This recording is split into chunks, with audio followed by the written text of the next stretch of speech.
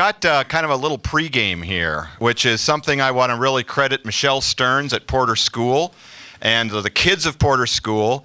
They made their own video with their media arts teacher and put this together. And it's a 10-minute one, but we're only going to see the last 3. There was too much of me. You know, any of me is a little too much of me. But I wanted you guys to have a chance to hear the voices of the children of Missoula themselves, filming themselves and making their own production to talk about their experience of the outdoors. So maybe we could roll our tape. Now, of course, we have not test-driven this. We have some more tracks that we can go on, like at any time. Mm-hmm. We could have some more tracks that we can go on, like at any time. Mm-hmm. Or like any running trails that we can go on, because for me, it's hard for me to go running on trails because there aren't really a lot of trails that are open for me to go on to. Okay, I think we need like more off-road trails, like on the places that are nearby, like up Deep Creek and stuff. That are close, so we can go riding up there and stuff. So we don't have to drive a long ways to go riding. If you were somebody like me who was trying to make a better park and thinking, how can I make a park more fun for the students at Porter School? What would I do? What advice would you give me? Oh boy, yes, Julia. Well, I don't really like our fields out here. They're just blank and they have like no trees or anything. And I like hilly areas kind of in trees, so you actually have like shade and places to hang out or just have fun and maybe play frisbee or something. Oh, okay, that's good. Make it kind of like what Julia was saying, make it more forested. Yeah, and swimming pool where people could like play and just have fun. Okay, good. At a park, and it just had like big like pond thing kind of, but it was all fresh water and stuff, and then you had like a track around it like they were saying, and then like some other like big places where you could play football maybe or something like that, and ride your bike and stuff. It was so cool. Hey, look, I see that we've run out of time, and I want to thank everyone for some really good and interesting answers, and I really appreciate the time you've taken to kind of contribute to this project. So how about a round of applause for all of us? Okay, I think that's it. I guess you guys have other classes you guys I guess do. you do. I don't know, and then it's like you just want to go somewhere where you can get out of the house and just hang out and just have fun. You'd like it to be free. Yeah.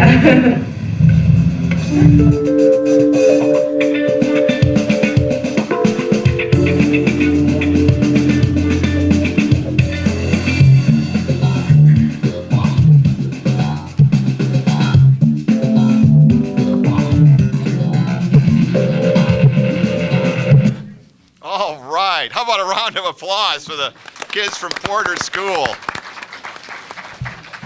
Thanks, everyone, and welcome to the Missoula Children and Nature Summit. My name is Jim Birchfield. I'm the interim dean of the College of Forestry and Conservation here at the University of Montana. And we've got a pretty exciting afternoon planned for you. Not only do we have today's indoor session here with 4 wonderful panelists, but we've got a series of 4 breakout sessions that are going to begin a little bit after this closes. We've got lots of vegetables and dip and hummus and good stuff for you at the break, so please hang around and help us eat all this food. The other thing that I want to bring up is that this is a working session. You've all actually paid to work here today, because here in Missoula we've realized that we've got something very, very special. But if we're not vigilant, if we're not making sure that the next generation of Montanans isn't ready to protect nature, we know we can lose it. And so we're here to try to figure out some solutions to this issue of how do we make sure we have the next generation loving Missoula as much as we do. How do we make sure that those kids that we see there that say, I want a place to go outside, I want to have some trees, I want to have some open spaces so I can run and play football. How can we make sure that happens? And it's really up to us. There's one thing that really inspired me today, and I want to relate a little story to start off. And that's that I had the opportunity to be in Washington, D.C. on election night. And it was extraordinary. As a matter of fact, my son and I went to the Lincoln Memorial at 2 a.m. The whole city was just electric with jubilation. And here it was, the Lincoln Memorial, this kind of symbol of reconciliation. And there was a sense among everyone there that the Civil War was over. That finally we had gotten to the place where we were going to be one nation. And that one nation gives us this responsibility. And it's that kind of message that I think this new administration has given us. It's up to us. It's our responsibility to take charge, to make sure that the land we care about, community by community, is taken care of. And it just so happens that today is the 200th anniversary of Abraham Lincoln's birth. And so we can dedicate that effort that we make to this long current of American history to reconcile our differences and to reconcile this very difficult relationship between humanity and nature. And it is a long-term project, as you all know. We're not going to be able to succeed. We have to depend on those children we just saw and their children to keep vigilant and to make this happen. And we're extremely fortunate that you've turned out to be able to make that commitment. And that we have 4 people who have essentially dedicated their professional lives to this, to be able to talk about their vision and to help us in our ideas. So when we go to these workshops, we can put together some positive suggestions for change here in Missoula to make sure our kids can experience nature like we have. Let me just quickly kind of go over the schedule for you so you know what's happening. We're going to be in here till about 2:30. Each of our panelists is going to speak between 10 and 12 minutes, and there'll be questions directly for that panelist after their remarks. You don't have to wait until the end. Each person has some evocative things to say. We'll stop and take a break, and we'll move down the hallway through the double doors, and you turn left and just look for the mob of people around the coffee and the veggies and the goodies, and that's where we're going to be milling around until about 10 to 3 o'clock, and then we're going to break into 4 groups, and you get to pick whichever group you want to go to. The 4 groups are in 4 different rooms. They're all lined up on the east side of the building, 330, 1, 2, 3, 4. And the first one is the built and natural environment. The second is linking nature education to the classroom. The third is facilitating unstructured outdoor play. And the fourth is the role of University of Montana students and young leaders in developing conservation leaders for the future. So those are the 4 groups. You may pick whichever you like. I hope that once you pick, you stay there and work through the rest of the group. And then when we're done, we're going to kind of have one kind of final announcements about where we're going from here. And then we're retreating to a social event. And we've had the good fortune of getting the entire upstairs of the press box so we can go and talk and work in small groups and continue this effort. So we've got a fun afternoon lined up. There's all kinds of resources available in your packets. Here's some resources, here's some web pages. Let me point out the first one there, the MissoulaChildrenandNature.org, all one word, MissoulaChildrenandNature.org. That's the website of this new network that is formed this past week. And it's going to be also our place to go to continue our projects and to communicate with one another and move this process forward. So thanks everyone for coming here. And I really do have to thank 3 other people who have been extraordinary in making this happen. First of all, Donna Gockler, who is the Director of Parks and Recreation for the City of Missoula. She has been tireless and extraordinary, and without her this wouldn't have happened. And then there's 2 other people. Sarah Megacy, who's a graduate student here, who has been kind of the organizer, and she's done absolutely everything. And Rachel Heidi Cooper, who's another student who's been working with Donna. Those 3 individuals deserve our deepest respect. And how about a round of applause for Donna and the other 2?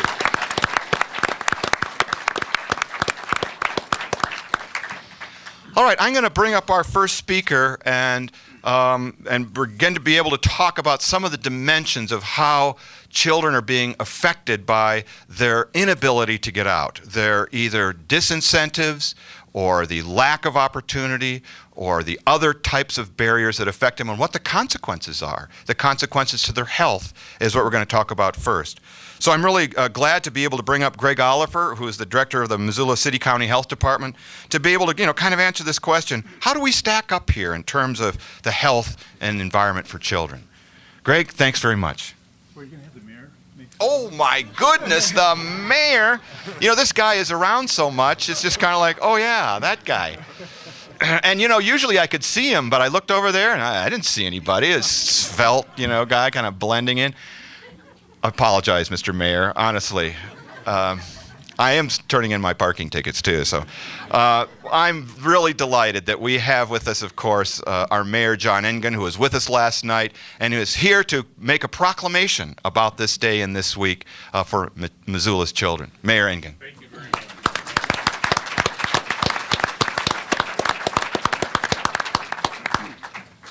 Clearly, my remarks last night were memorable. And I'll be mercifully brief today because I was actually very excited to hear from Greg. So I spoke extemporaneously last evening. I will not do so today because I have a proclamation which begins with whereas. Missoula, Montana has an abundance of natural resources, wild places, and outdoor learning environments, and Missoulians are proud of our rich natural heritage.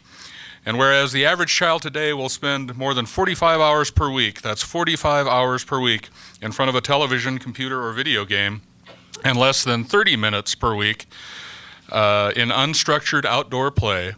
And this loss of connection to the natural world has implications for the health and well-being of our children as well as the future stewardship of our public lands. And the lack of time outdoors leads to negative cognitive, social, physical, and emotional development of children, as well as hinders their ability to manage stress, leading to a condition that best-selling author of Last Child in the Woods, Richard Louv, calls nature deficit disorder.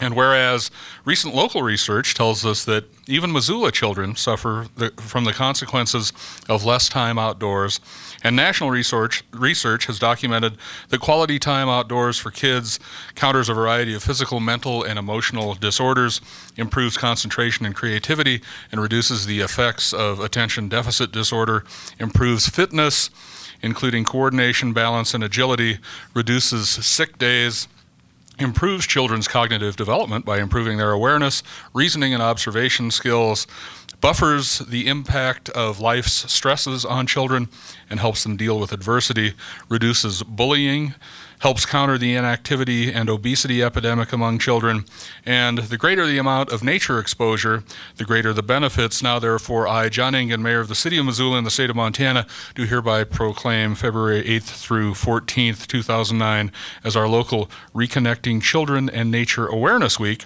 And in honor of this week, the City of Missoula, along with many partners, is hosting the first ever Missoula Children and Nature Summit and free public lecture at the University of Montana, February 11th through 13th, with the goal of raising awareness of the issues related to nature deficit disorder.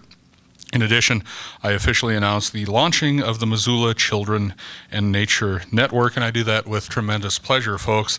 A couple of quick notes. I've learned a few things from my parents over the years, and they become more wise as I grow older. I now kind of understand what Mom meant when she said, go outside and play. It's pretty simple, but seems to make a difference. So things are circling around a little bit. And then my mother-in-law, who's 82 this year, we were having a conversation about kids in general and sort of the notion of what's changed and kids and nature and we were talking about ADHD, and I don't pretend to be a therapist and I don't mean to offend anyone, but we were talking about ADHD, and my mother-in-law said, well, you know, we had kids like that when we were in school. We just thought they were peppy.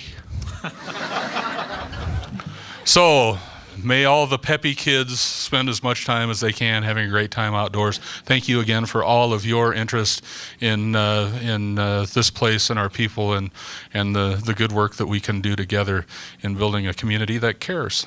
I'm going to go have some veggies. Thanks.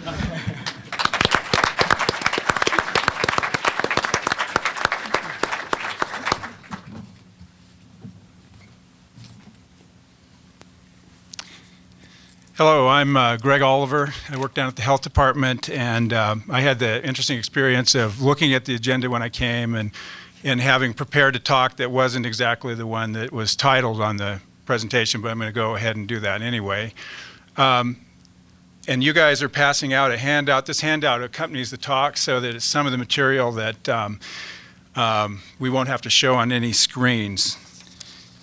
Well, what I thought I was asked to talk about were the health-related benefits of young people spending quality time outdoors and or having significant opportunities to connect with nature.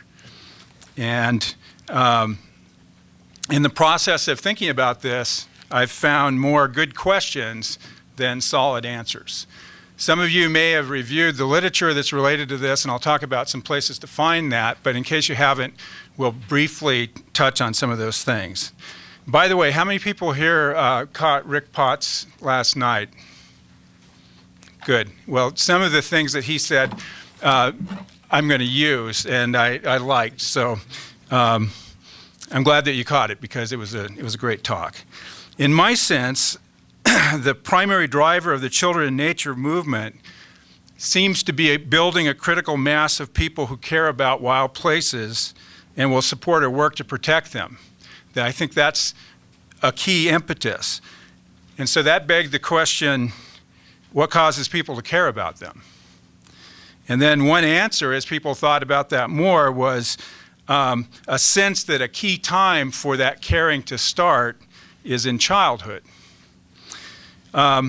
Another line of thinking was if we are to convince people to invest the time and resources necessary into helping more kids connect with nature, it could be helpful to make the argument that it's good for kids to do this just for its own sake. So one of the things that happened were people started looking around for, well, what are the health benefits related to this, or the healthy development benefits, and to try to make that argument. So that's what I looked at. So my job is to sketch out how good it is for kids to connect with nature in terms of health, healthy development, and probably ability to learn. Now, the customary way that we build a case is similar to, a criminal prosecution. You look for the evidence and you systematically lay it out. So the evidence here is related data, studies, and science. The gold standard is nailing down cause and effect, and that's usually difficult to do. Most of the time we end up with correlations, and there aren't a lot of solid data that I've seen that show cause and effect on this question. Last night, Rick referred to people that do this as ologists of various kinds. He was a biologist. In this case, I would say sociologists, psychologists. I work sometimes as an epidemiologist, and I think there's probably a need for a name, healthologists, that all look at angles on this question and look for the data. So I'm wearing two hats. I'm speaking first as an ologist, and then I'm going to close with another hat that I'll tell you about at the end. So one of the suppositions that's propelled this summit, the summit that happened last year at the state, and the national movement might be capsulated with a catchy phrase called nature deficit disorder. That's not an actual disorder in terms of officially described. It's a catchy phrase that Richard Louv came up with and that he acknowledges as a way of helping people start thinking about the entirety of this thing. And the complete quote that he has about nature disorder is one of the things on the handout that I put on there. He basically says that nature disorder is not an official diagnosis, but it's a way of viewing the problem, and describes the human costs of alienation from nature. And he goes on to talk about a diminished use of the senses, attention difficulties, higher rates of physical and emotional illnesses. He says this disorder can be detected in individuals, families, and communities. Well, an ologist, when he hears that, he goes, is that true? Based on what? Just as an aside, ologists are often not that welcome at parties of true believers because they ask those kinds of questions. So the National Children in Nature Network, of which there's links to some of these sites, I'm not sure if you've got that one on there, but you can, second one, has a compendium of studies and a review of studies that are supportive along these things. So if you are more interested in this question, then that's a good place to go. On the second page of the handout, I've outlined the kind of positive things that have been identified in those studies. And I just want to leave you with that as an outline.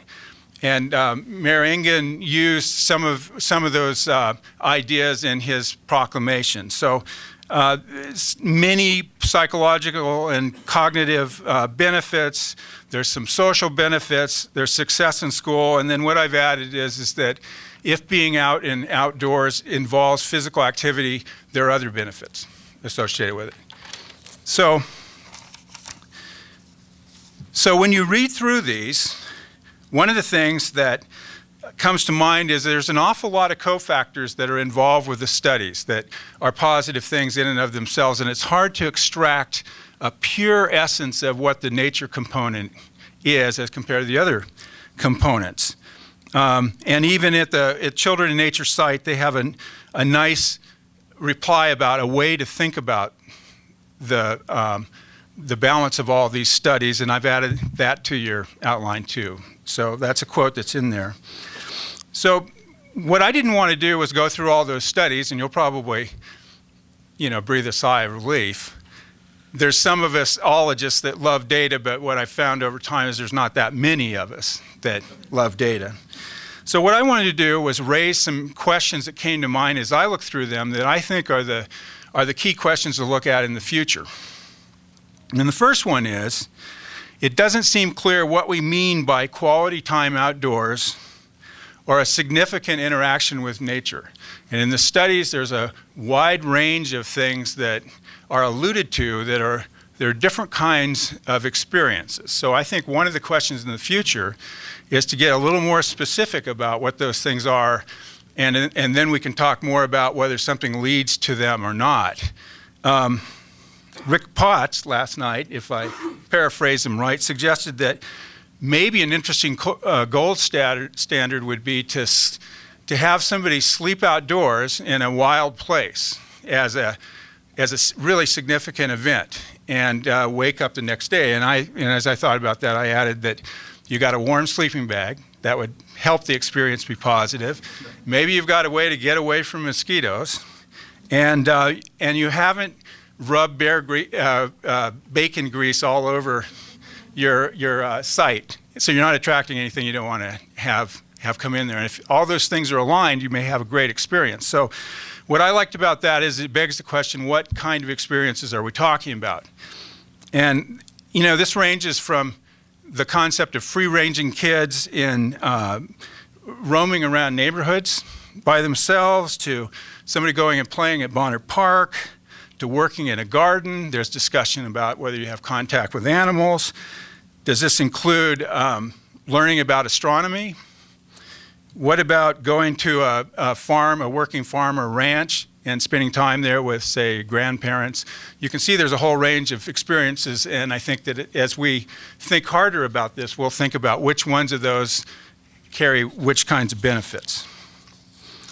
So another question that strikes me as being germane is, children, as you know, go through lots of developmental stages. I think that at least we'd look at preschool, early elementary, later elementary, middle school, and high school as 5 groups.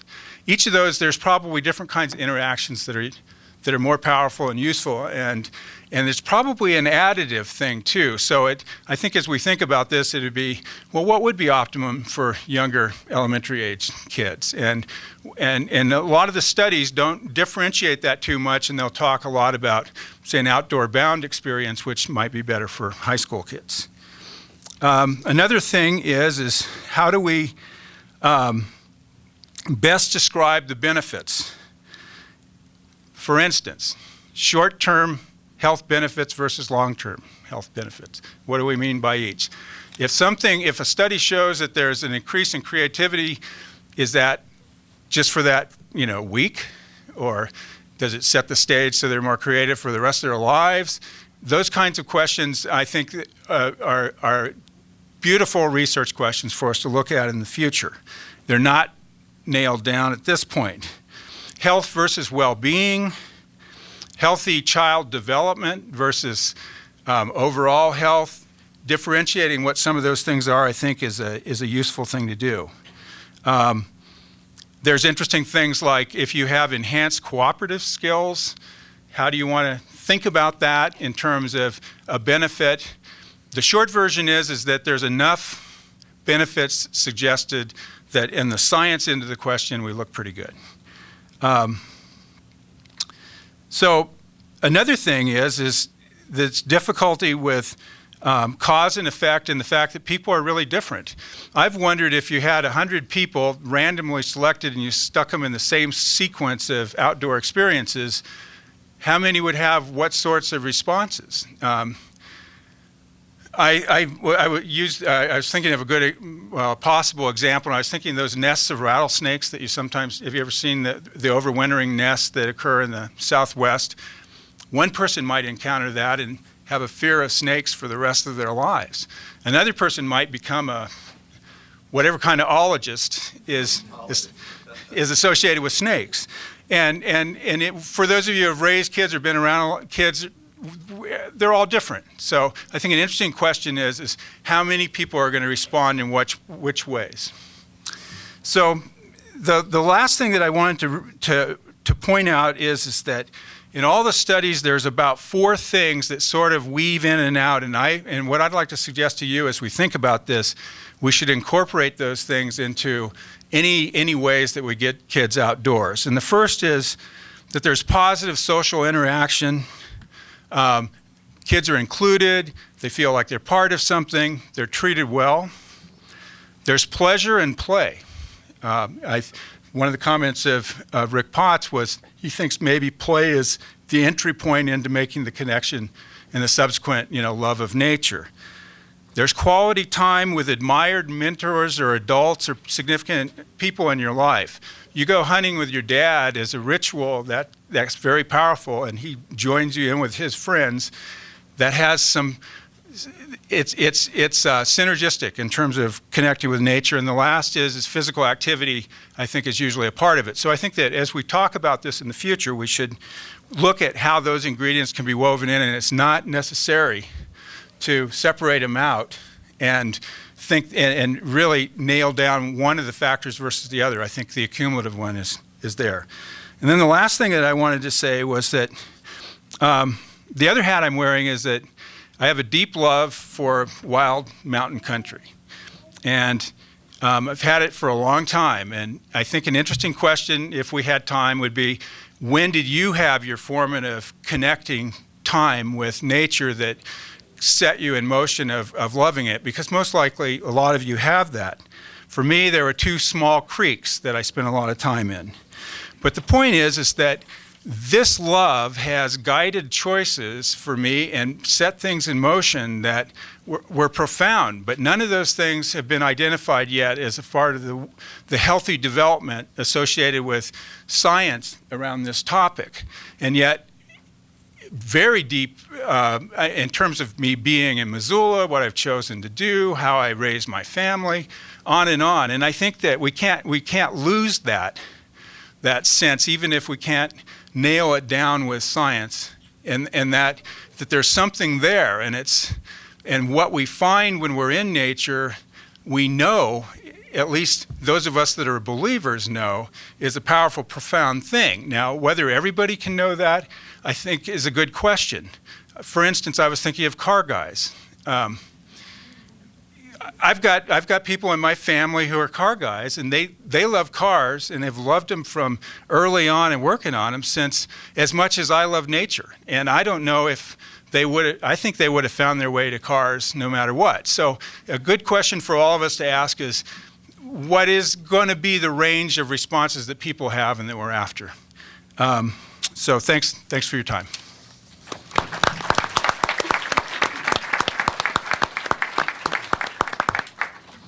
We have a few minutes for questions. Are there some immediate responses or questions for Craig?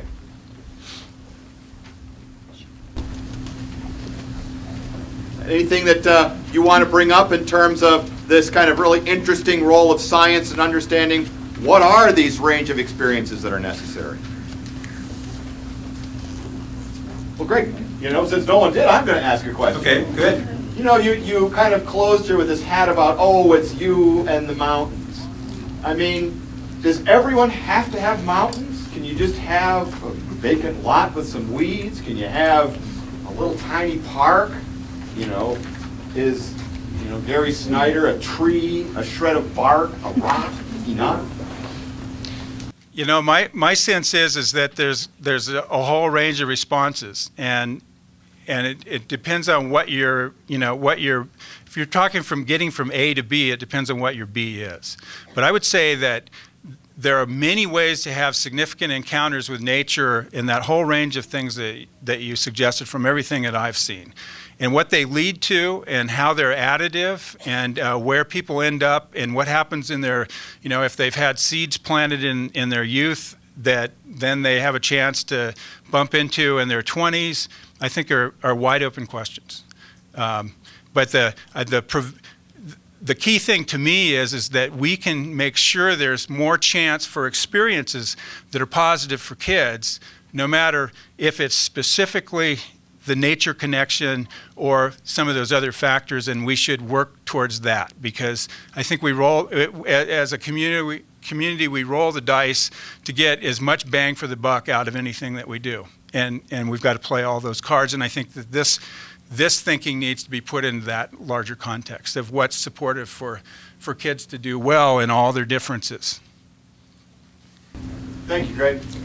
That you got one more. Go ahead. I was intrigued by what you said about if the question of whether if everyone went through the same nature experience, saw the rattlesnakes, would they have the same outcome? And I was wondering if you knew of any studies that sort of had did the negative question of that, you know, why were people turned off from nature, or have they? In terms of preparing for this, I didn't find that. And whether that's out there or not, I don't know. But what I would hope is that that's the sort of thing that we ferret out as we get more engaged around this question and start in finding out. And I think there's, again, something that Sue Reel and I just talked about. There's just fascinating opportunities for research on all sorts of questions along these lines that hasn't been done yet, as far as I can see. Maybe one more question. This gentleman right over here. As a child, I grew up quite a lot outside, and something my father always told me was like, don't wash your hands or whatever. Like, this kind of seems kind of odd, but it's all about immunities, and I was just wondering if there's any truth in what I'm about to say. Is as a child growing up, playing in the dirt and being outside, do they build up those immunities and eventually end up being healthier people because of it?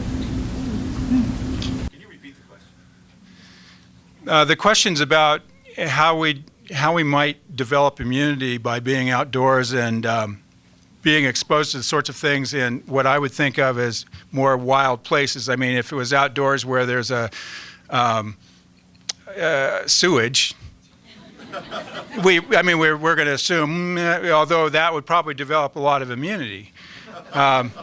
So, I think that for the most part, no, I don't think it makes that much difference in terms of what we normally run into in infectious diseases in the community. I think that our kids in daycare is probably a bigger phenomena, building immunity early than anything right now. All right, thank you, Greg.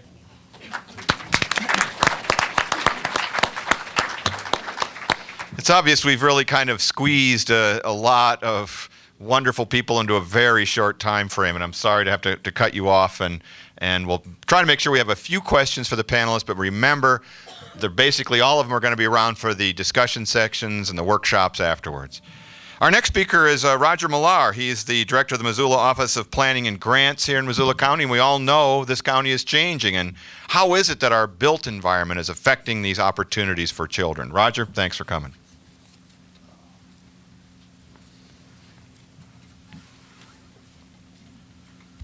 Okay. Well, thank you for behave. Thank you for inviting me. I'd like to start out with a quote by environmentalist and author Greg Paul. He said, "We have the freedom to make informed, humane, and intelligent choices about the kind of world we want to leave for our children and our grandchildren. We also have the freedom to make uninformed, selfish, and stupid choices. So which will it be?" And that's my job in a nutshell, is asking that question. Which will it be, ladies and gentlemen? I'm fortunate to work for Mayor Engen and the county commissioners, who are informed, humane, and intelligent people trying to make good choices for the community. And I think we're all lucky that they're where they're at. Missoula's facing a lot of challenges. We're at a critical moment in history. Per Woody Allen, more than any other time in history, mankind faces a crossroads. One path leads to despair and utter hopelessness, the other to total extinction. Let us pray we have the wisdom to choose correctly. And you get a lot of that in this business, and it's just so overwhelming. Let's just go have a beer, But we need to remember where we are in Missoula, and this is something that I tell my constituents, the citizens that I serve, just to, take it with the appropriate grain of salt. You don't live in Bangladesh, you don't live in Afghanistan or Iraq, you don't even live in Pennsylvania. You live in Missoula, Montana, and as Robert Bly said at the end of his poem On a Train, I have awakened at Missoula, Montana, utterly happy. And I do that every morning, and then I go to work. And so our market is changing, and our community is changing. A lot of the change in our market is due to externalities. I started working for a living in 1978. And since I started working for a living, the following things have entered the workplace in my life. Prior to 1980, there were no fax machines, no FedEx, no personal computers. We had one phone company. Prior to 1990, there was no World Wide Web, no cell phones, no DVDs, no MRI machines. Prior to 2000, no iPod, no wireless, no digital cameras, no hybrid vehicles. These technological advances, if you want to call them advances, have really changed the world that we live and work and play in.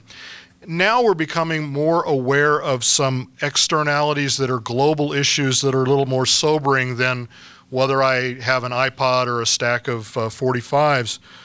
Energy supply and demand is becoming an increasingly urgent issue, and the petropolitics that go with that. I don't know if you noticed, but in the last month, the price of gas in Missoula has gone up 42 cents. And we borrowed money from the Chinese to pay the folks in the Middle East for the privilege of driving our cars. Climate change is an issue. I deal with all kinds of folks, so I'm not going to say whether it's caused by humans or contributed to by humans or what have you, but it is. And another thing about it is that the federal government, under the new administration, hallelujah, is going to address it. And we need to be ready at a state and local level because there are rules and regulations coming at us. Energy poverty. How'd you like to live in a place that got 3 hours of power a day? We're not too far from that, if you think about it sometimes. And then the biodiversity loss that's happening and the huge impact that has on the planet. So there are things external to Missoula that we need to consider. And then there are things that are unique to our little part of the world. We've moved in the last generation from a resource extraction economy to what is primarily what I'd call an amenity economy. People come here because of the value, and because of that, a lot of folks who used to work in the woods are now working in construction. So one thing that I know about Missoulians from close, intense, painful personal experience is that we hate sprawl, and we hate infill, and we hate height. But at the same time, if you look at the economics, we literally live on growth. So what we're saying, in effect, is maybe we hate ourselves. that's a terrible place to be, and maybe not the role of a planner, maybe more the role of a psychologist. But if we hate what we have to do to live, which is build houses, create sprawl, create infill, whatever, how do we change our economy to the kind of economy that allows us to live the quality of life we want in a post-carbon world? If we're not cutting down trees like we used to, now we're swinging hammers. If we're not swinging hammers, what the heck do we do that puts a paycheck on the table? That's a huge issue for Missoula. Demographics are another huge issue for Missoula. We're living longer, which I guess is a good thing, and as a part of that, we're getting older, which I remember every morning when I look in the mirror. Part of living longer is that child rearing is a relatively small part of a human's life experience. It may seem like it takes forever, but really when you look at just a few generations ago, you hope to grow up, have kids, live a few years, and die. That was about it. Now we have this empty nester population, people who have their kids are gone, they're in their 40s, they have 20, 30, 40, 50 years to live without children in the household. And then you have late bloomers. I spent 20 years as a kid, and then I spent another 20 years as a kid. And I had my daughter was born when I was 40. So I'll be working forever. But, I had a different housing need and a different interest in my first 40 years of my life than I do now. The result of all of that is that only 22% of Missoula's households have kids in them. Nationwide, it's around a third, but here in Missoula, 22% of our households have kids. So, who do your kids play with if only 2 in 10 homes actually have children in them? And who the heck votes for the school bond measure if only 2 in 10 families really care, are directly impacted? The other thing we're seeing is a growth in the senior population. Between now and the year 2030, we'll have roughly the same number of school children. We'll have a slightly smaller base of young working people. We'll have a slightly larger base of older working people. Montana's 65 and older population will double. All of the growth in Montana over the next 20 plus years is in citizens age 65 and older. So how's that going to affect our economy? How's that going to affect our way of life? How's that going to affect our politics, et cetera? Those are things that you need to be thinking about, things that we're thinking about. So how are we addressing those issues at the Office of Planning and Grants? At least on the planning side, we've embarked on a coordinated set of planning initiatives. We're using the same database, we're engaging the same decision makers, and we're striving for an informed vision of what we want our future to be. We've just completed a long-range transportation plan for Missoula called the Envision Missoula process. We asked everybody to look out into the future to a point where Missoula doubles in population.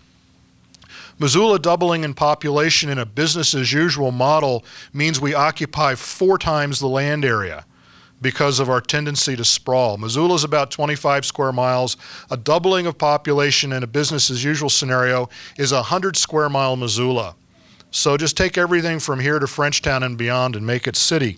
That's not what people wanted. And so they came back to us with a vision for a community that built from the center out and created some different places.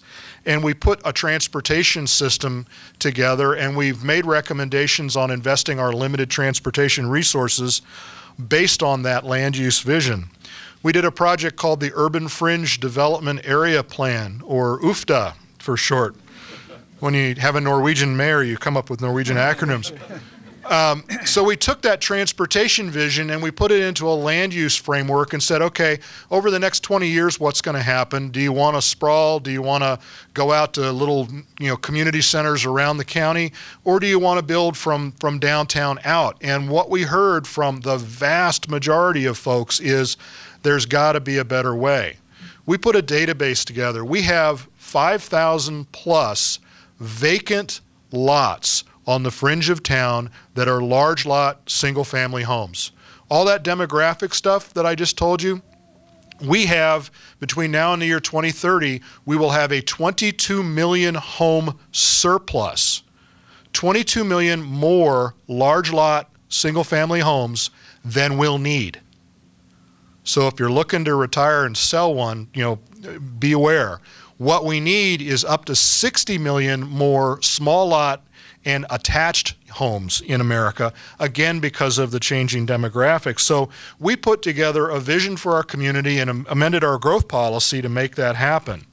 We put a downtown master plan together to make downtown the crown jewel of Missoula and build around a walkable, bikeable, enhanced downtown area. We're rewriting our zoning ordinance, where I get an awful lot of shots lately. But the idea behind rewriting our zoning ordinance is, if this is what we want, let's make it easy to happen. Today in our zoning ordinance, nothing is easy. The mayor told me when I took the job, Missoula is a Native American word meaning no. And I think that may be the case.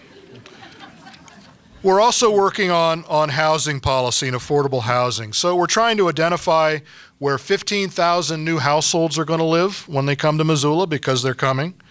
We want to invest our limited resources to support that vision. We want to position the downtown as the heart of a walkable, bikeable, human-scale city. We want to adopt regulations that make it easy to do the right thing.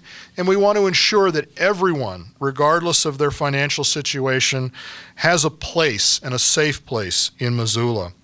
So in closing, people ask me what my planning tenets are, and it really comes down to 5 tests of community that I got from the Smart Growth folks. And the first test of community is the popsicle test. Will your popsicle melt before you get home from the store? Is your community designed so that you can get a popsicle home? The smooch test. Is your neighborhood safe to walk around with your sweetie? The kid test. Are kids free to range around the neighborhood, or are they prisoners of their own yards and their own homes while the bad guys are out all around them? The seniors test. Are seniors a welcomed, cherished, viable, do they have a role in your community? And finally, the commons test. Does development give back at least as much as it takes from the community as development happens? So, Immanuel Kant said the best way to predict the future is to invent it. And what we're trying to do down at the Office of Planning and Grants, working with the mayor, the city council, and the county commissioners, is invent a future for Missoula that we all want. And I'll leave you, because this is an audience that would probably get it. I've read The Lord of the Rings way too many times. And there's a part in The Lord of the Rings where Frodo knows what he needs to do. He's just afraid to do it. We know, as a society, as a community, we know exactly what we need to do. We got to get over being afraid to do it and just get on with living. Thank you very much.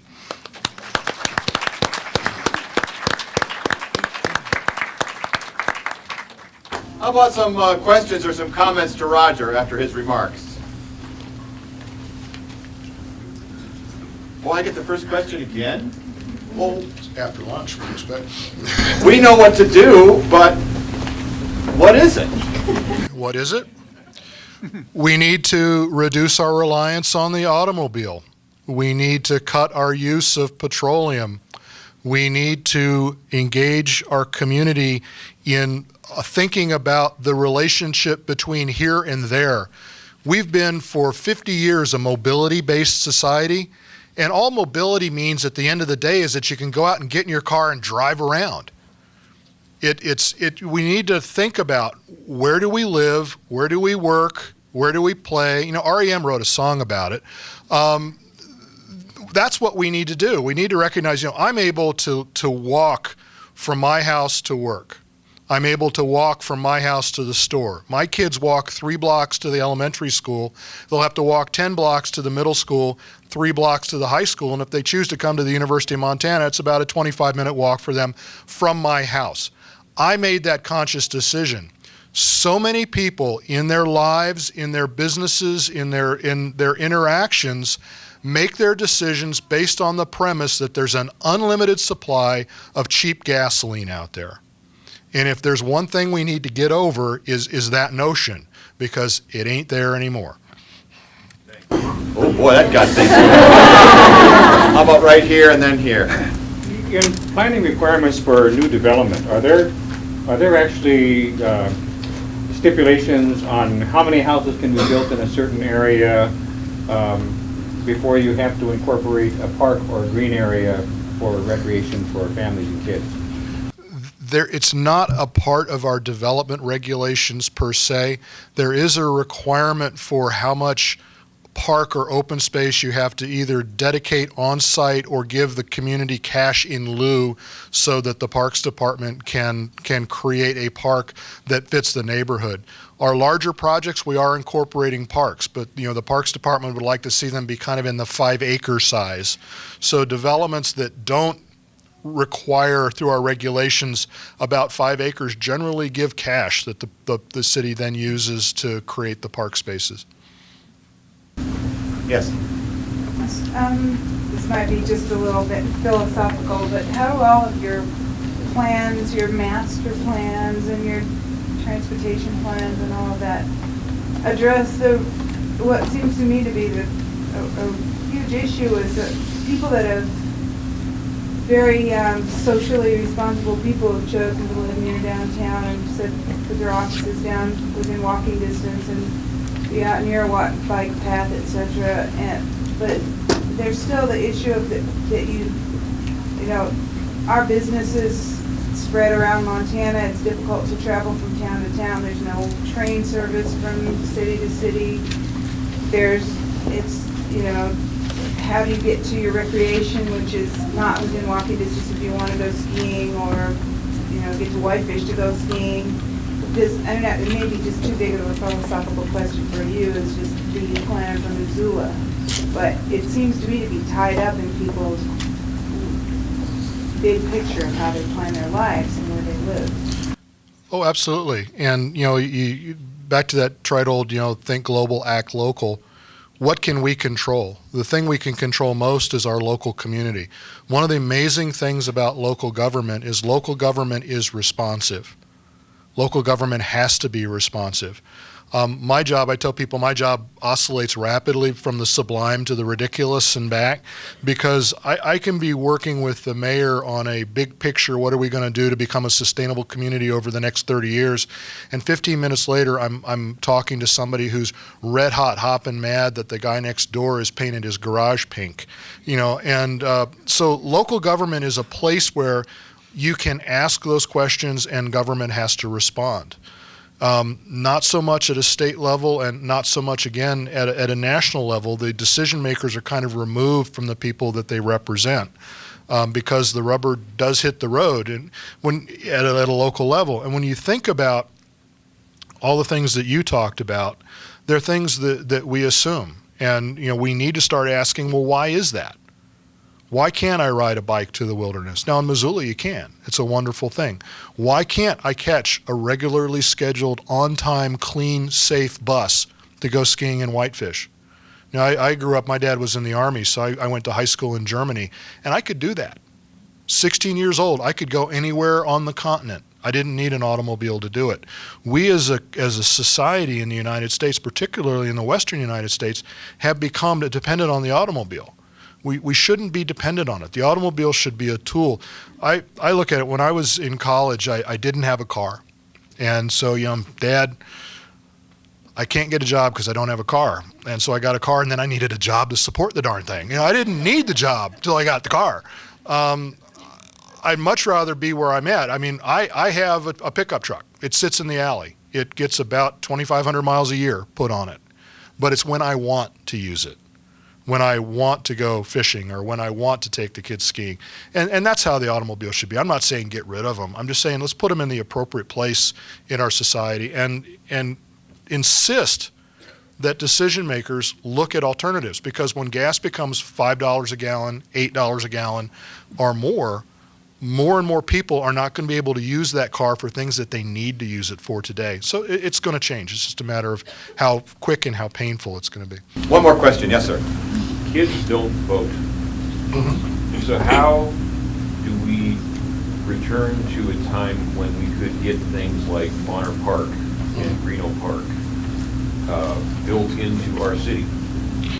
You know, frankly, I think the question was kids don't vote. So how do we get, I guess, the people who do vote to advocate for things that kids want? You take that 22% of Missoula households that have parents in them, that's a good base. You take the vast majority of Missoula households that had kids in them at one time, and you kind of add there. And frankly, I think you have to shame some people into remembering what's going on. I have folks that come in and they talk about how we have an obligation to preserve their way of life as it is. And I go, that's great. You've got it.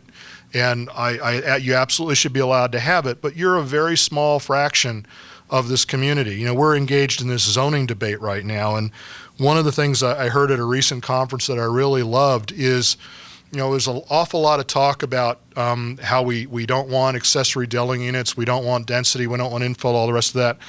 A guy from Salt Lake City, an attorney from Salt Lake City, said, the riffraff that we're trying to zone out of our neighborhoods are our children. And I think sometimes, you know, when people are acting selfish, you got to remind them that you have an obligation to leave this planet better than you found it, just like your parents left it better for you. And you know, and then we do the best we can. That said, we're not going to convince all the people. We need to convince, as Rick said yesterday, 50% plus one. Thank you, Roger. Thank you.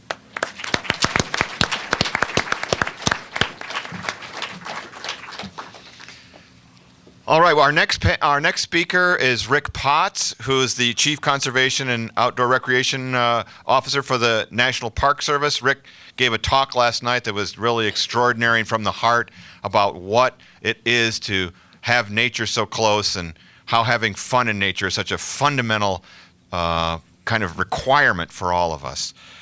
He's a professional wildlife ecologist. He worked for many years in protected areas all over the United States, Alaska, Hawaii. Even 5 years ago, he kind of made the big sacrifice and moved to Washington, D.C. to advocate for all of us. He's a Montanan.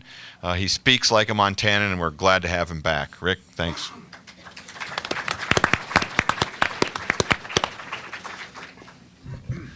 Thanks. It was great to hear Greg talk about, you know, what I consider to be the real test of bonding with the land, and that's to spend a multiple day trip in backcountry areas sleeping on the ground. And when we were back here in Montana before we headed east, my personal goal was 45 nights a year on the ground, and I felt if I would hit that, then I could stay centered. And while, yeah, it's good to have a sleeping bag that works, the best stories come from the times when, you know, the tent blows away in the middle of the night or floods.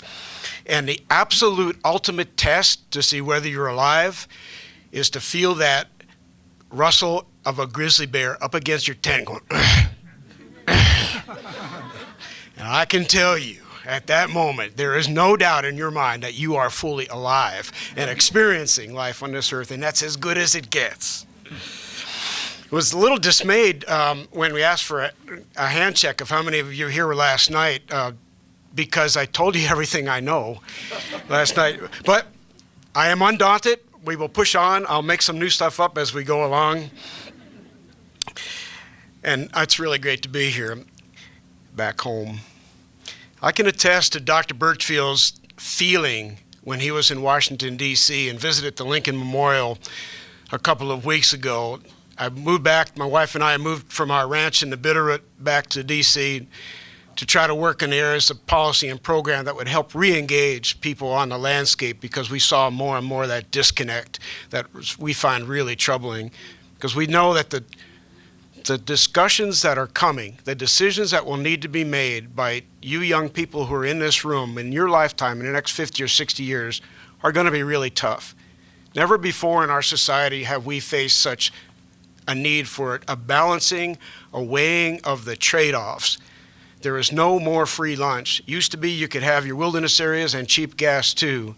It used to be we had enough of everything that we as Americans have never really been asked, at least not in our lifetimes, to make a meaningful sacrifice in order to enjoy all the things we want to enjoy whenever we want to enjoy them. But those discussions are coming in your lifetime, and in order for us to help you make the best decisions is to help do whatever we can to get young people back out on the ground, get them reconnected, get them to understand how this natural world works so that they can participate fully in the dialogue in a thoughtful, deliberate way and not fall prey to some sensationalistic sound bites that too many resource decisions are being made on today. There is a wind of change in D.C., and it feels really good. We are riding the crest of a wave of change in this country right now that I believe we haven't seen in 40 years. I talked about this last night. 40 years ago, the generation known as the baby boomers really came into their own from their time of turn on, tune in, drop out in 65, and then to coming of age in 68, where we were faced with some very, very challenging social dilemmas that we needed to get through, and the baby boomers stepped up. And in the past 3 years, I have seen the same thing happen with the new generation, the Generation Y, that most sources will tell you right now are between the ages of 17 and 35. And they have come of age, and they are 80 million plus, far outnumber us baby boomers. And they have stepped up and they said, we want to help. We want to be the source of change. And that's a really good thing because it's coming at just the right time. Glad you're here, because the sooner you take the reins, the sooner I can retire and come back home and play. The National Park Service is doing quite a bit, and actually to prepare to engage younger generations. As you know, probably we'll be celebrating the 100th anniversary of the birth of the National Park System in 2016, and there's been some press and there's been some dollars flowing from Congress to the National Park Service to help do that. Our Centennial program that we developed has 5 basic goals that we've laid out, where we'll be focusing on resource stewardship, education, recreation, environmental leadership, and professional excellence. But it's all about engaging Americans, all Americans. A lot of people visit parks, but we know that there are a lot of Americans who don't visit national parks. And our goal between now and 2016 is to reach out to make sure every person in this country feels welcome, feels invited to come in and visit the national parks. That every person in this country is instilled with a sense of ownership in what is their parks. And along with that ownership, a sense of stewardship so that they can make thoughtful, deliberate decisions about the future of parks and protected areas in this country.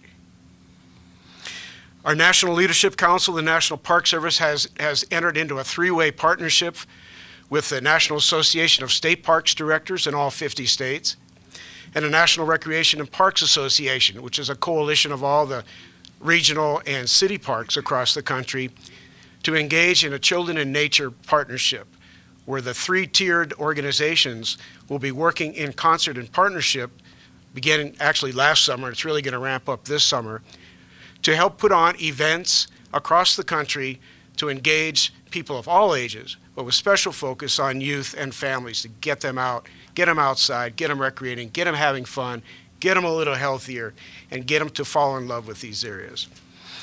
And we're focused not just on one-day photo op type events, but really starting sustainable programs to get kids out day after day after day, which will lead to changes in behavior, changes in lifestyle, and to get them to the point where getting outside becomes habit forming like it was for many of us. The new president in DC is a kind of an active outdoor guy with his wife and his kids. They spent last weekend at Camp David, and while Camp David is not exactly roughing it, it's not exactly a wilderness experience, they had really good things to say about camping after they got back, and I know that they're looking forward to getting out and camping, and I know that we're working with them to try to line that up, and that's a really good thing, and it's just really encouraging to see. Our new Secretary of Interior, Ken Salazar, has been a multi-generation rancher in southwest Colorado since the Spanish land grant days, so he knows about people's connection with the land, not only for recreational purposes, but developing that sense of stewardship that comes from working the land in a sustainable, multi-generational way. And he is very interested. He had a program, very successful program in Colorado that got youth out into nature, and he's very interested in taking that model nationwide. And we're really excited to be a part of that in the next coming years. Your Congress, thanks very much for going to your elected representatives and asking them to fund this type of efforts to help make it possible for us to reach out and engage society and communities and make more opportunities possible across the country, not only in the 391 units of the National Park System, but also in the community engagement work that the National Park Service does on your behalf through programs like the Rivers, Trails, and Conservation Assistance Program, where at any given time we've got between 200 and 300 projects going on, all at the invitation of local communities, where we're invited into your communities to help you develop your own local recreational opportunities and facilities and conservation projects to preserve your riverways, your green spaces, your trails, and your riparian areas. It's a new day. The door's open. A lot of exciting challenges. And we are, again, at a moment in history I am convinced that many of us will not see again. We've seen windows open and haven't been opened in 40 years. Carpe diem. Thanks.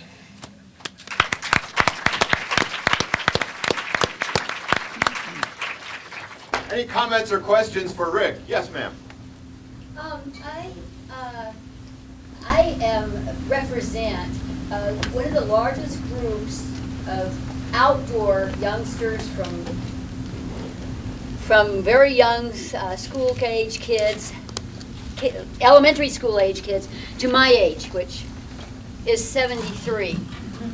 And this is disc golf, golfing. We built a course up on Blue Mountain. We have more, and we use a course that was built in 1964 in Patty Canyon. But rather than helping enlarge this is the greatest family recreation, that's least expensive. Your investment to get into it is about $8 for a Frisbee disc, and maybe another $8 for an extra when you lose the one you're throwing, until you find one somebody else lost. But, and then there's no cost after that. Just your responsibility to look after the land, the place that you're allowed to go. So I see this as a really, I would like to see more interest in this. We've tried to, I've taken kids on day trips, you know, my grandkids' school.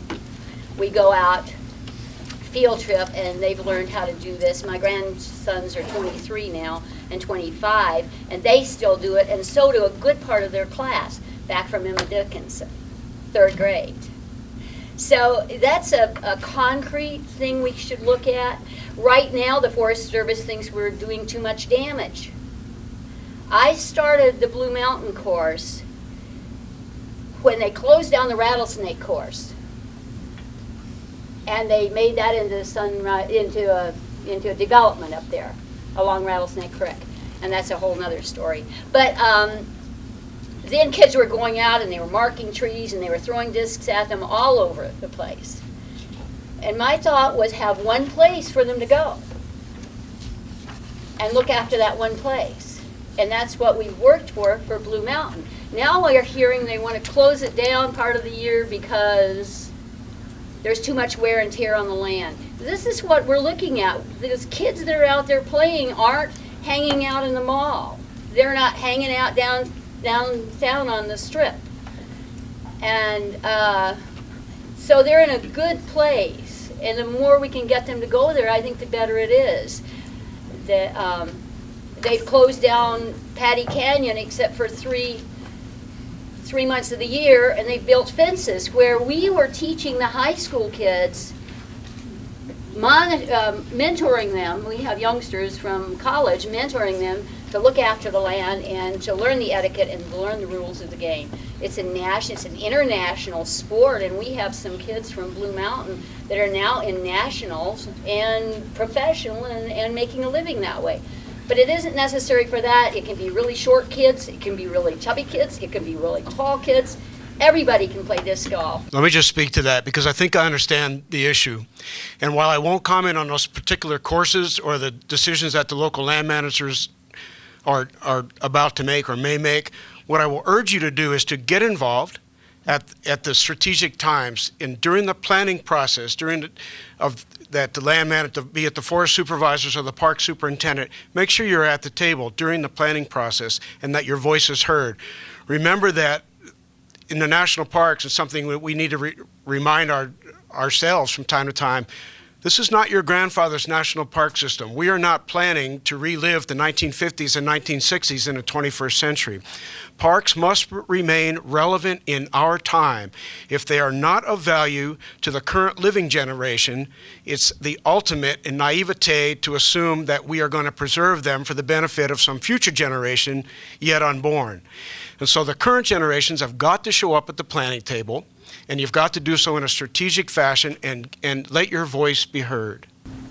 I'm talking 300 to 500, 600 kids or people a day up there, so it is a large number. Yes, thank you. Yes.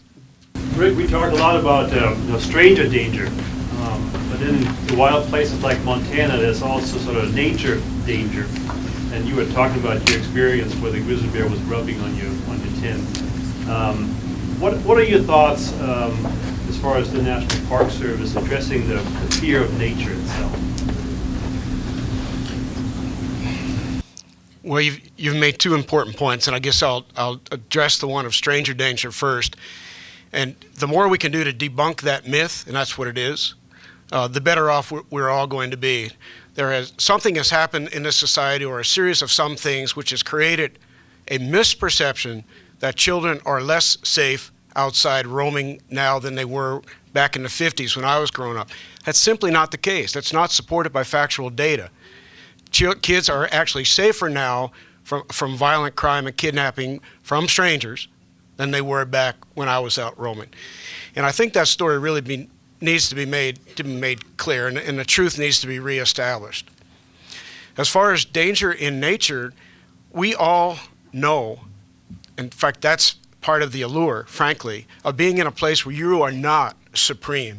You are not in control. You are being taught your place in the natural world. And with some species that we still choose to coexist with on this planet, your place might be as a food item.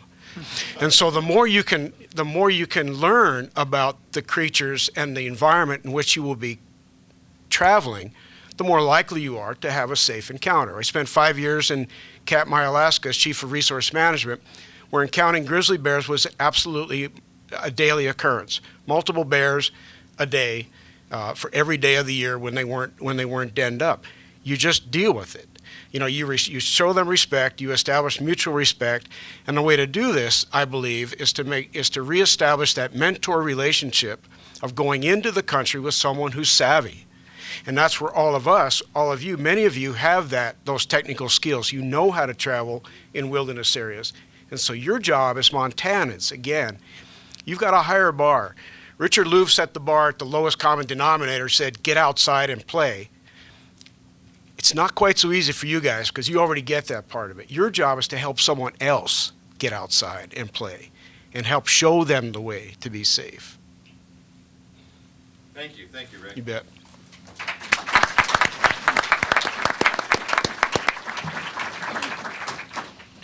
All right, our final speaker for our panel this afternoon, before we break up into small group working sessions, is Steve Archibald, who's an educational advocate living in Darby.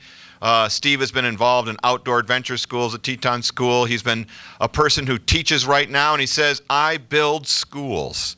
And it's really exciting to have an educator with us to be able to talk about his views on how education and children can connect with nature. Steve, thanks for coming.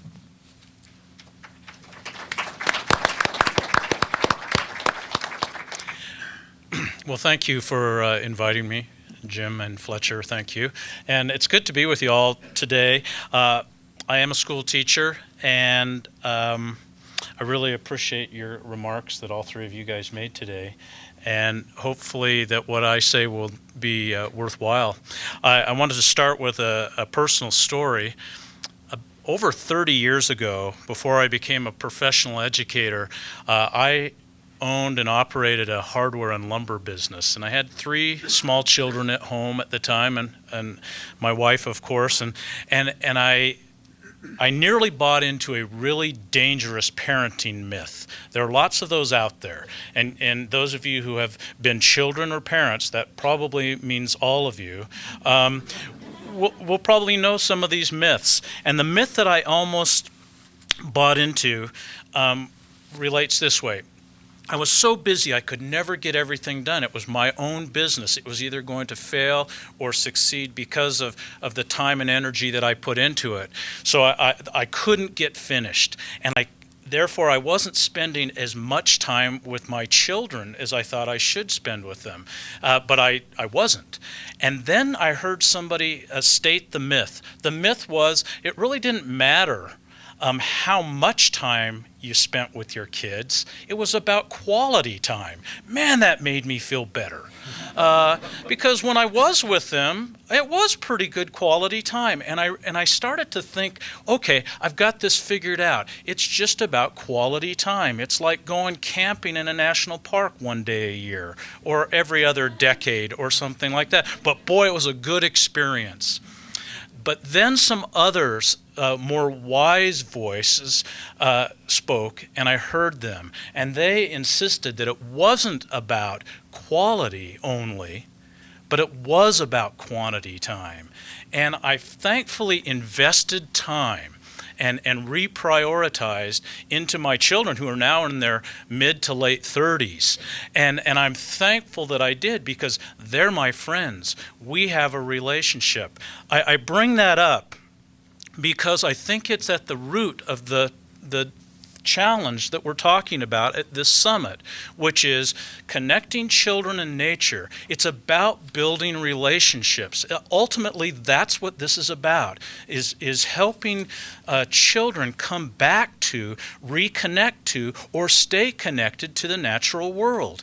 David Orr, those of you who know that author, wrote one time that our goal as educators should be to help children feel part of the natural world, not apart from the natural world. I believe that that's really and essentially true. But if we're going to do that, we have to build relationships, meaning time. And actually, Rick spoke of that when he talked about building habits in the young people that we work with. Yesterday, my middle school and high school age students, who I'm working with right now in a small school 17 miles out of Darby up on the West Fork River, we were studying for a bit the American poet Walt Whitman. And one thing that he wrote, 2 sentences. And I want to read those sentences. He wrote, "Now I see the secret of the making of the best persons. It is to grow in the open air and to eat and sleep with the earth." So we talked about that for a little bit, and we decided that maybe Whitman wasn't speaking literally, but as a poet was trying to paint a picture for us. And I think that's my students decided that, again, if we were going to know this place, any place, that meant we needed to eat and sleep with it. We needed to spend time with it. We needed to be there. Regional author and philosopher that many of you may know, Jack Turner, lives down in Jackson Hole part of the year. He once wrote, when speaking about connecting to the natural world, that it's a function of not of space, but of time, an accumulation of experience and memory constantly renewed. I want to keep emphasizing that when we're talking about reconnecting children and nature, it's not a one-time shot. It's not about a lesson. It's not about even one, good teacher one year, although that can be pretty valuable, or a set of parents who are really dedicated. It's a community effort that takes a lifetime to achieve that relationship with. Barry Lopez, you may have heard Barry Lopez or read some of his writing. He wrote a really important thing. It gives us a purpose, a reason for having this summit in my mind. He said, in 40,000 years of human history, it has only been in the last few hundred years or so, and I would suggest that it's been less than that a people could afford to ignore their local geographies as completely as we do and survive. This is a survival issue. This is about helping raise up generations of voters who will make the right decisions, who will be healthy, and who will enjoy the natural assets that they're part of. But I think that this is really an extremely timely topic that we're dealing with here. Once early in my teaching career, I am a teacher, and I want to take my students out, and I want to connect them with the landscape as much as I can. And early in my teaching career, I was up late one night. My kids were in bed. My wife must have been reading somewhere, and I was trying to concentrate on the news, on that 10 or 11 o'clock news program. And I really wasn't paying attention to it. I was sort of just like brain dead at the end of the day when a news story caught my ear. And the story was that there were these two children, a brother and sister, in a large urban area near where I lived, who were walking to school. And on their way, they decided to shortcut the crosswalk and just cut across a four-lane, rather busy street when they saw a break. And so they made a break for it. And unfortunately, one of them was struck by a car and was killed. And they were telling this story, as the news often does, and they were interviewing neighbors. And this one adult neighbor said, this is so terrible. The teachers need to spend more time in school teaching crosswalk safety. And the parent in me thought, wow, those teachers really need to get that crosswalk safety thing down. And then the teacher in me said, well, when? Because every year I had more that was expected of me, more that I needed to do, more that maybe in the past had been shouldered by parents, neighbors, grandparents, or maybe no one at all, but in fact was now my responsibility. What I would like to encourage all of you here, I suspect we have some formal and non-formal teachers in this room, is that we as a group need to really assist families and support educators, formal and non-formal. I see a representative of the Scouts here, the scouting community, Boys and Girls Clubs, whatever organization is working to get kids outside, we need to support that effort. Now, in my assignment today, I took it that you might want me to talk about some things that were specifically needed to be done. And so I'm going to give my opinions. These are probably true. The other guys were just kind of giving you their ideas, but I'm pretty sure this is the right on stuff. So you're going to want to write this down and get a copy of the video of this. So here we go. Here's what I think needs to be done. First of all, young people need unstructured play and free time. Now, young people from like 0 to, I don't know, when you're not a young person. I mean, I know I'm not a young person, but I don't know where that upper level is. But kids need that kind of time. We have overbuilt their play environment, for one thing. Okay, we've overbuilt that. It's playing for them. They need just a piece of ground with some rocks and sticks and some time. I think one of the greatest assets to children getting connected with the natural world is for them to be extremely bored. Boredom is the mother of invention. And so I want to just encourage, that we sort of support that. Now, that doesn't mean that they're unsupervised, that they're not safe. I mean, I think that we do need to be aware of the things that are around them that are our responsibility to help protect them from. But the things that we're not supposed to protect them from are skinned knees. That's a good thing.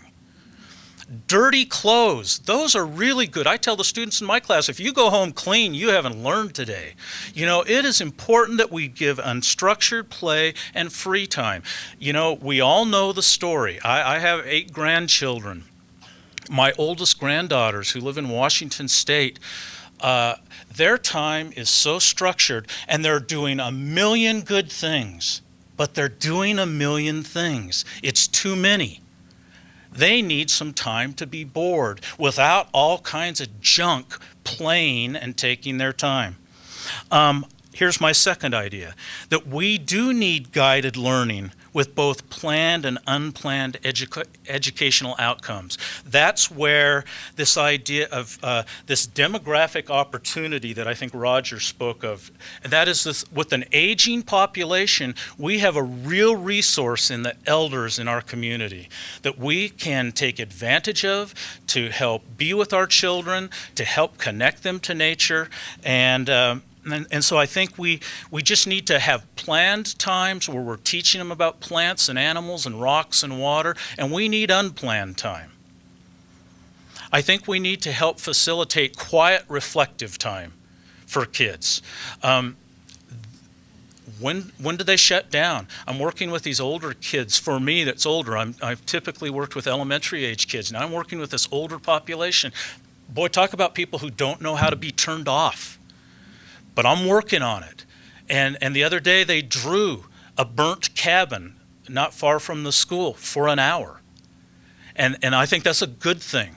I didn't care what they drew. I didn't care what happened. I cared that they were being quiet, not for me, but for them, and that they were enjoying that. So I think quiet, reflective time.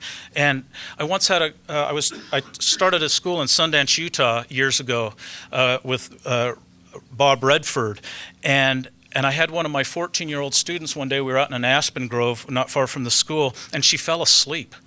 And when she woke up, during my lesson, she fell asleep. And when she woke up, she was mortified, like I was going to be really mad. And I just said to her, you know what? You've had a good day at school. And when the kids have a good day at school, then so do the teachers. I need to close, but I want to just say, this whole thing about habit building, that's our job. That's how you connect people to anything. It's like if you just give your loved ones a word of love on Valentine's Day, it's Saturday, by the way. If you just do it once a year, it really doesn't mean anything. But if you do it all the time, if you make a habit of that, you're going to have a relationship. I would suggest that whether it's at school or any other situation at home, that we adults, we elders, need to facilitate experiences that are habit building and that will change their lives. I so appreciate people like you who are spending this day thinking about this topic, because this is the kind of thing that can change the world. Thanks.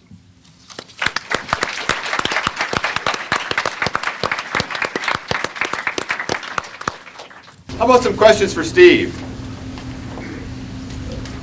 Yes, thanks, Lisa. Steve, I know one of the important things we always talk about is having a mentor, an adult, to connect kids to nature, and I think that is really foundational in developing that sort of interest or even that environmental ethic. Can you comment on how effective you can be as a teacher when you're not with the kids as much as a parent? I think a parent is probably the most or the biggest mentor they could possibly have, but I guess I'd be just curious what you think about a teacher as playing that mentor role. Well, I think teachers can be powerful mentors, and I think that in actuality, in many children's lives today, the teacher does spend more time with the children than their parents, which is unfortunate, but I believe is true. You know what? The key is that you do it with them, that you're in nature with them, that if you're wanting them to journal, if you're wanting them to explore, if you're wanting them to play, that you do it too. Kids are really savvy to the, oh yeah, that's what they're having me do while they have a smoke or drink a beer or whatever else you can get by with at school. It's kind of a loose situation, but I think this whole mentor thing, we have lost the elder child relationship, and we need to regain that. And I don't think you have to be, 100 years old like I'm getting close to.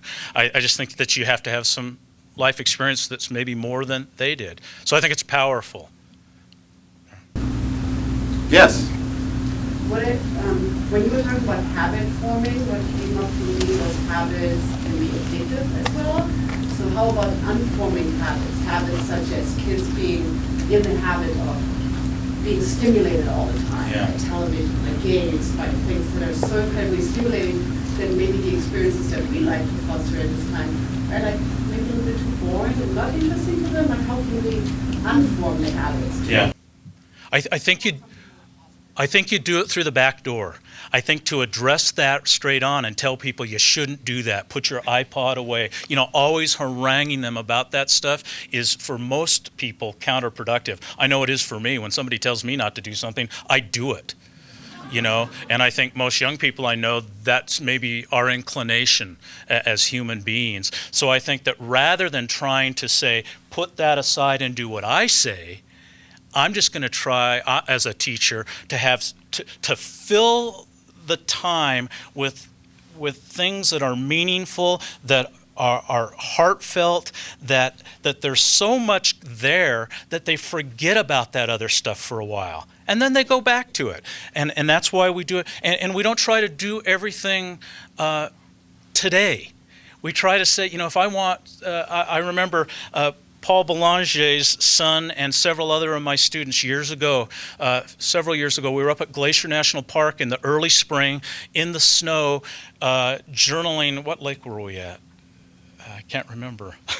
Anyhow, wherever we could drive into, those kids, these are little kids from 5 years old to 10 years old were the oldest. They sat in the snow doing a project, and it was snowing and it was windy and it was cold for an hour. And their parents were no offense, but they were really wussy about it. And they wanted to go back to the car and do all that stuff. But the fact is, we had been journaling starting with 2-minute snippets and then 5 minutes. And then we just kind of worked it. We built the habit in a positive way, and we didn't, does that making sense? So rather than addressing the things we want to get rid of, we address the things we want to introduce. Yes. Do you know of any work where folks are connecting the growing elderly population with children as mentors and teachers? The one that I'm most aware, I don't know a lot of them. I bet there are some in this city where that is happening.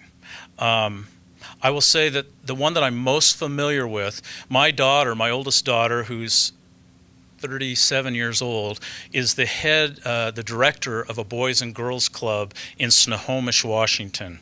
And they have a very active program of connecting with assisted living centers and senior centers in the community and bringing those two populations together. And I'm going to tell you, that is a very powerful thing. And it's how we evolved as humans. But we left it. Maybe we've got time for one more question. Yes? This isn't a question. Rotary International matches Rotarians in Missoula with children in math and reading as mentors. Great. Thank you. Yeah, thank you, and that's great. And I'm just going to suggest this is the time to reconnect with our Native American community. That's a cultural thing that the elders are available to the younger generation. I think it's time we appreciate and tap into that community.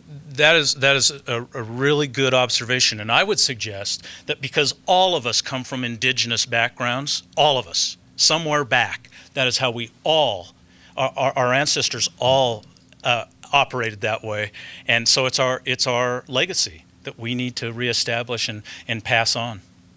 Thank you. Thanks. All right, thank you, Dean.